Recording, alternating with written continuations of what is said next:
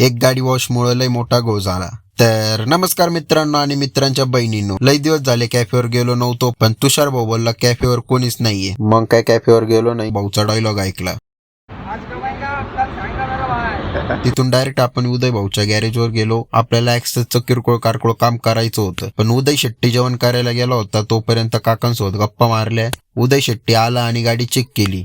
तोपर्यंत तो दुसरी गाडीचं काम करतोय. तोपर्यंत म्हटलं हे 2-3 पार्ट कलरला न्यायचे, मग डायरेक्ट खोलून टाकले. गाडीला टाइम लागणार होता, मग आप्पाला बोलून घेतलं. तर आप्पा म्हणे गाडी धुवायची. त्याला बोललो मला घरी सोड, मला क्लासला जायचंय. तर तो म्हणे नाही क्लासला जाऊन लय तीर नाही मारणार, तू चल माझ्यासोबत. मग काय जायला लागलं. सौरभ भाऊकडे जाऊन गाडी वॉश केली. तिथे एक काळी स्कॉर्पिओ लय भारी चमकत होती. गाडी वॉश बिश करून घरी आलो. पहिले बॅग घेऊन क्लासला निघालो. क्लास करून घरी चाललो होतो, तर इथं दिव्यांचं म्हणणं होतं की मला व्लॉग मध्ये घे, व्लॉग व्हायरल जाईल. आता बघू जातो का नाही व्हायरल. तोपर्यंत लाईक फॉलो करा. भेटू पुढच्या ब्लॉग मध्ये.